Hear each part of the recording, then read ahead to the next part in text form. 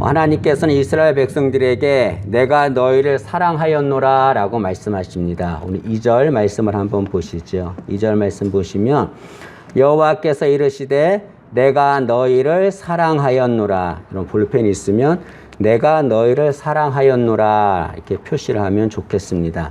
내가 너희를 사랑하였노라 라고 하는 말은 내가 지금도 너희를 사랑한다 그런 말입니다. 이 말씀은 이스라엘 백성들에게 너희들이 나를 사랑하지 않아도 그럴지라도 나는 지금도 너희를 사랑한다 그런 말이지요. 하나님은 이스라엘 백성들에게 내가 너희를 사랑한다는 말을 알려주고 싶어서 오늘 본문의 시작부터 내가 너희를 사랑한다 라고 말씀하십니다. 성경에 하나님이 이스라엘 백성들에게 사랑한다 라고 직접적으로 말씀하신 것은 본문밖에 없습니다. 내가 너희를 사랑한다. 내가 지금도 너희를 사랑한다 라고 말씀하는 거죠. 하나님의 이 말씀은 이스라엘 백성들에 향하신 진심의 말씀입니다. 하나님은 진심을 다해서 내가 너희들을 사랑한다 라고 말씀하셨습니다. 그러면 이스라엘 백성들은 그 하나님의 사랑에 감사하고 감격해야 했습니다.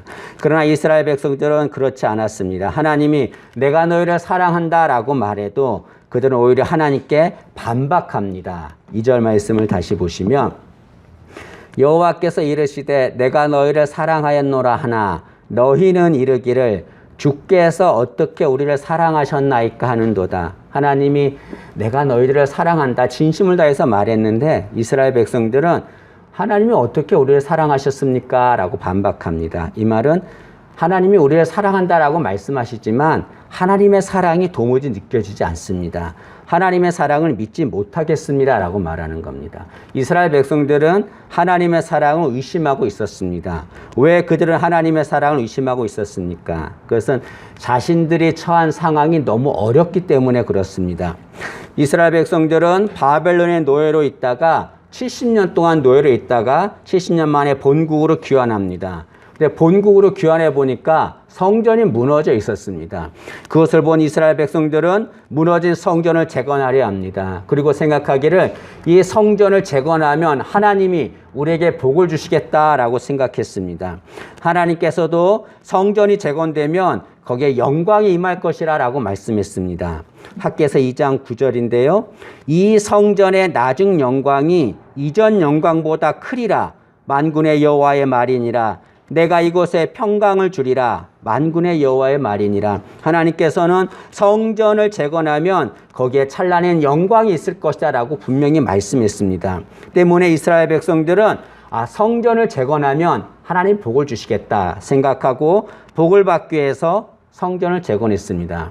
그러나 성전을 재건해도 이스라엘 백성들의 기대와 달리 그들의 삶은 어려웠습니다. 그들은 본국으로 왔지만 이스라엘은 독립국가가 되지 못했습니다. 그래서 바사의 속국이 되어서 그들에게 세금을 날마다 바쳐야 했습니다. 그리고 가뭄이 들었습니다. 가뭄이 들어서 먹을 것이 없었습니다. 더군다나 메뚜기로 인해서 많은 농작물이 피해를 입었습니다. 하나님의 성전을 재건하면 하나님이 복을 주실 거라 생각했는데 하나님이 사랑을 베풀어 주지 않는 거예요. 그래서 삶이 어려워지자 하나님의 사랑을 의심합니다. 하나님의 사랑을 의심하자 하나님 앞에 제사를 드려도 온전하게 드리지 않습니다. 그들이 하나님 앞에 어떻게 제사를 드렸는가? 7절에 보니까 그들은 더러운 떡으로 제사를 드렸다라고 말합니다. 7절 말씀을 한번 보시지요. 너희가 더러운 떡을 나의 제단에 드리고도 여기 더러운 떡으로 제사를 드렸습니다. 더러운 떡이란 사람들도 먹지 못하는 떡을 말합니다. 그 떡을 가지고 하나님께 제사를 드렸습니다. 또한 이들은 병든 제물로 제사를 드렸습니다. 1장 8절에 보시면 만군의 여호와가 이르노라 너희가 눈먼 희생 제물을 바치는 것이 어찌 악하지 아니하며 저는 것 병든 것을 드리는 것이 어찌 악하지 아니하냐. 하나님 앞에 제물을 드렸는데 병든 제물을 드렸습니다. 상품 가치가 전혀 없는 제물을 드린 거죠. 또한 그들은 하나님 앞에 제사를 드릴 때 코웃음 치며 제사를 드렸습니다. 13절 말씀을 한번 보시죠. 13절 보시면 만군의 여호와가 이르노라 너희가 또 말하기를 이 일이 얼마나 번거로운고 제사 드리는 것이 얼마나 번거로운고 하며 코웃음치고 흠진 물건과 저는 것 병든 것을 가져왔느니라. 하나님 앞에 제사를 드리는데 코웃음치며 제사를 드렸습니다.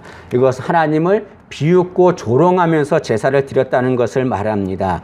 이스라엘 백성들은 하나님 앞에 제사를 드리면서 온전한 제사를 드리지 않았습니다. 제사는 지금의 예배를 말하죠. 그럼 우리의 예배의 모습은 어떻습니까? 하나님 앞에 예배를 드리는데 혹시 이스라엘 백성들처럼 더러운 떡으로 병든 제물로 제사를 드리는 것처럼 코웃음 치며 제사를 드리는 것처럼 그렇게 예배를 드리고 있지는 않습니까? 하나님은 그것을 기뻐하지 않습니다. 이스라엘 백성들은 하나님 앞에 온전한 예배를 드리지 못했습니다. 하나님의 사랑을 의심했기 때문이죠. 그들이 하나님의 사랑을 의심한 것은 자신의 현재의 상황만을 보기 때문에 그렇습니다. 자신의 힘들고 어려운 상황, 그 상황만을 보기 때문에 하나님의 사랑을 의심한 겁니다. 그러나 이스라엘 백성들이 잊고 있는 것이 한 가지 있었습니다. 그것은 하나님이 과거에 이스라엘 백성들에게 베풀어 주신 사랑, 그것을 잊고 있었던 거죠. 이스라엘 백성들은 과거에 어떤 상태에 있었습니까? 바벨론의 노예로 있었습니다. 바벨론에서 많은 고난을 당하고 있었습니다. 그때 하나님이 그들을 노예에서 해방시켜 주셨습니다. 그들을 사랑하신 거죠. 바벨론에서 노예에 있다가 해방된 이스라엘 백성들은 너무나 감격했습니다. 그리고 자신들에게 그런 사랑을 베풀어 주신 하나님을 찬양했습니다. 시편 126편은 이스라엘 백성들이 바벨론의 노예로 있다가 해방되면서 쓴 시입니다. 거기에는 이렇게 기록합니다. 여호와께서 시온의 포로를 돌려보내실 때에 우리는 꿈꾸는 것 같았도다. 우리가 바벨론 노예로 있다가 해방을 받자 그것이 마치 꿈꾸는 것 같았다라고 말합니다. 그때에 우리 입에는 웃음이 가득하고 우리 혀에는 찬양이 찼었도다. 그때 문나라 가운데서 말하기를 여호와께서 그들을 위하여 큰일을 행하셨다 하였도다. 바벨론의 노예로 있다가 해방받자 너무나 기뻐서 꿈꾸는 것 같았습니다. 그리고 자신들을 해방시킨 하나님, 사랑을 베풀어 주신 하나님, 그 하나님을 찬양했습니다. 그런데 지금 이스라엘 백성들은 과거에 하나님이 베풀어 주신 그 사랑을 잊고 있습니다. 과거를 잊고 현재의 상황만을 바라본 거죠. 그러자 하나님의 사랑을 의심한 겁니다. 그러나 여러분, 과거에 이스라엘 백성들을 사랑하신 하나님은 지금도 이스라엘 백성들을 사랑하시는 거죠. 이것을 우리의 상황에 적용시켜 보아야 합니다. 우리도 살아가면서 좋지 않은 상황을 만날 때가 있습니다. 그럴 때 하나님의 사랑을 의심하는 거죠. 열심을 다해서 예수를 믿었는데 이렇게 힘든 상황을 주는 거 하나님 나를 사랑하지 않기 때문이다라고 말합니다. 열심을 다해서 최선을 다해서 기도했는데 하나님이 응답을 주지 않습니다. 하나님이 나를 사랑하시지 않기 때문이다라고 말합니다. 지금의 좋지 않은 상황만을 바라보고 하나님의 사랑을 의심하는 거죠. 그러나 여러분, 우리는 지금의 상황만을 바라봐서는 안 됩니다. 과거에 하나님이 내게 행하신 그 사랑을 기억해야 되는 거죠. 여러분, 과거에 우리를 사랑하신 하나님은 지금도 우리를 사랑하십니다. 과거에 우리를 사랑하신 하나님은 미래에도 똑같이 우리를 사랑하시는 거죠. 하나님이 이스라엘 백성들에게 내가 너희를 사랑하였노라 라고 하는 말은 내가 과거에도 너희를 사랑했던 것처럼 지금도 너희를 사랑한다, 그런 말이죠. 하나님은 이스라엘 백성들에게 내가 진심으로 너희를 사랑한다 말씀하시고 내가 너희를 사랑하는 증거를 대십니다. 그것이 뭐냐면 야곱과 에서지요. 야곱과 에서를 통해서 하나님은 이스라엘 백성들을 사랑한다는 것을 알려주십니다. 우리 2절 하반절과 3절 상반절 말씀 보시죠. 2절 아랫부분을 보시면 그러나 내가 야곱을 사랑하였고 3절에 에서는 미워하였으며 라고 말합니다. 그럼 에서, 하나님은 야곱은 사랑하시고 에서는 미워하셨다라고 말합니다. 이 에서와 야곱은 이삭의 아들이지요. 에서가 장자입니다. 형이에요. 야곱은 차자, 동생입니다. 근데 이 당시에는 장자만을 사랑했습니다. 그래서 장자에게만 상속을 주었죠. 그리고 이삭도 장자인 에서만을 사랑했습니다. 그러나 하나님은 이 당시의 상식을 다 깹니다. 장자를 사랑하는 그 상식을 깨고 동생인 야곱을 사랑하십니다. 근데 여러분, 하나님이 야곱을 사랑하신 것은 그 야곱이 사랑받을 만한 자격이 있기 때문에 사랑하는 것이 아니었습니다. 하나님은 사랑받을 자격이 없는 야곱, 사랑받을 자격이 없음에도 그를 사랑하신 거죠. 야곱이 어떤 자입니까?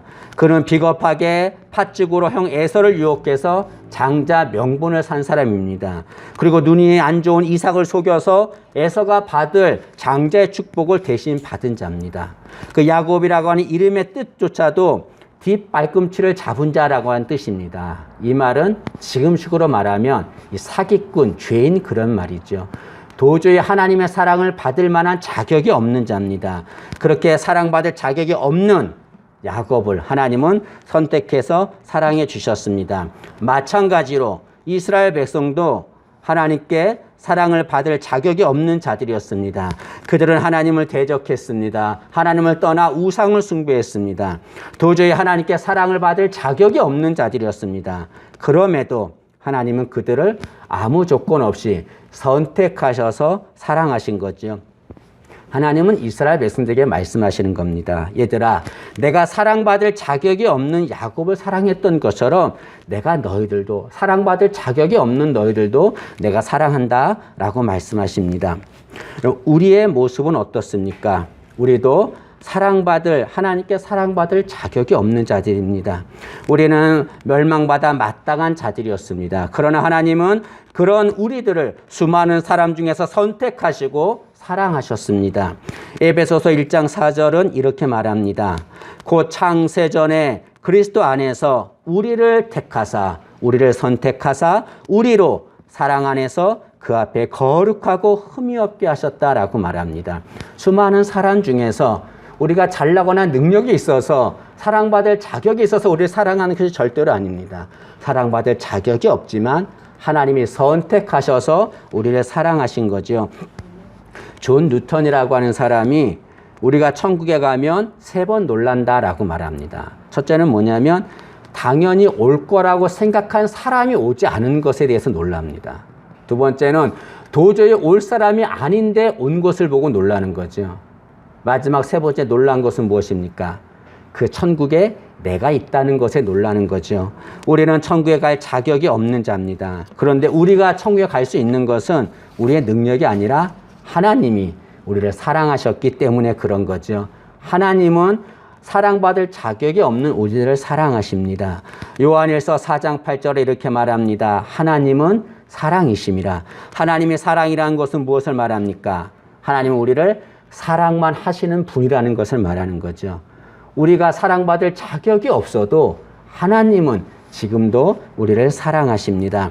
하나님은 그 사랑을 보여주셨습니다. 그것이 무엇입니까? 하나밖에 없는 아들을 이 세상에 보내셔서 처참하게 십자가에 못 박혀 죽게 하셨습니다. 예수님이 죽으심으로 우리를 구원시킨 거죠. 이 예수님의 죽으심이 우리에게 보여주신 최고의 사랑입니다. 하나님은 우리를 그토록 사랑하신 거죠.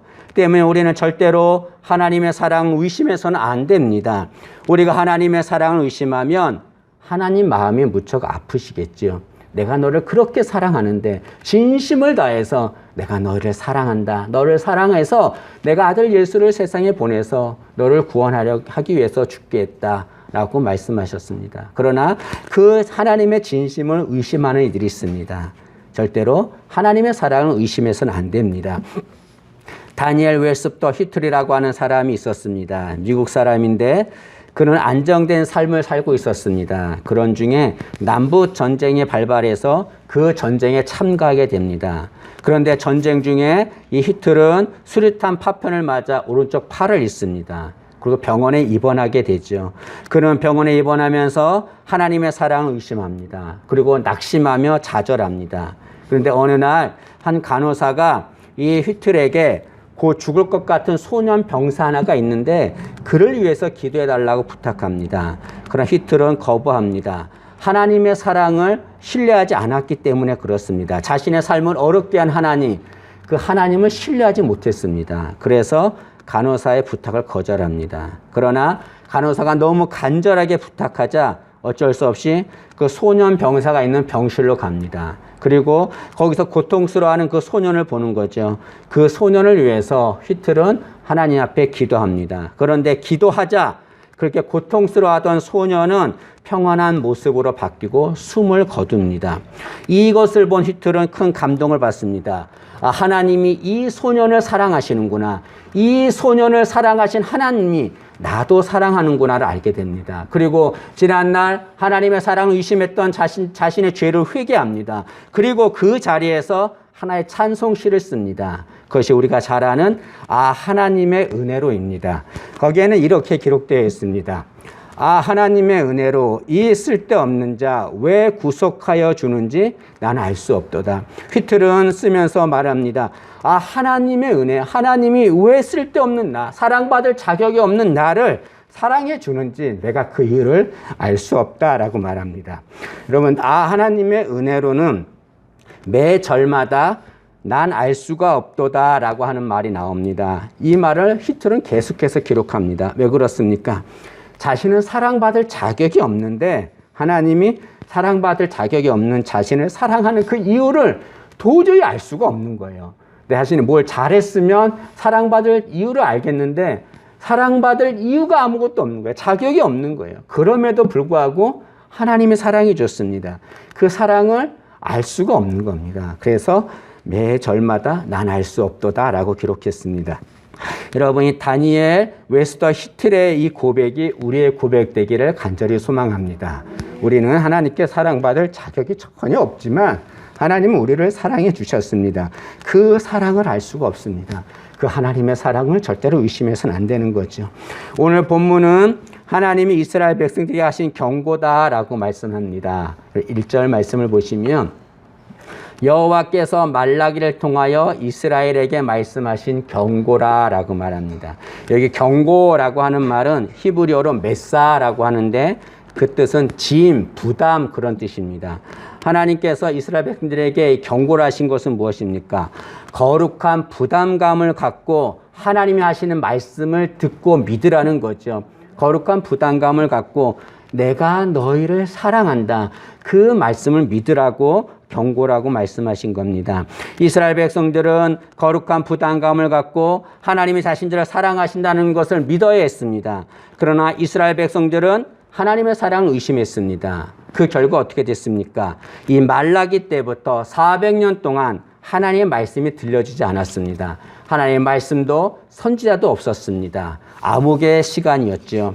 여러분, 우리는 우리의 신앙을 점검해야 됩니다. 하나님에 대한 우리의 신앙을 점검해야 합니다. 나는 하나님의 사랑을 믿고 있는가? 아니면 하나님의 사랑을 의심하고 있는가? 내 상황이 너무 힘들고 어려워서 하나님이 나를 사랑하지 않는다고, 하나님이 계시지 않는다고 의심하고 있진 않는가? 우리의 신앙을 점검해야 합니다. 말씀을 마치겠습니다. 하나님은 우리를 사랑하십니다. 진심으로 우리를 사랑하십니다. 내가 너희를 사랑하였노라 라고 하신 그 말씀을 믿고 하나님의 그 사랑에 감격하며 사는 우리가 되기를 진심으로 소망합니다. 기도하겠습니다. 내가 너희를 사랑하였노라 라고 하시면서 진심으로 말씀하신 하나님, 그 하나님의 말씀을 믿습니다. 일생 동안 우리에게 베풀어 주신 그 하나님의 사랑을 기억하게 하시며 그 사랑에 감격하며 사는 저희들 될 수 있도록 은혜를 주옵소서. 예수님의 이름으로 기도합니다.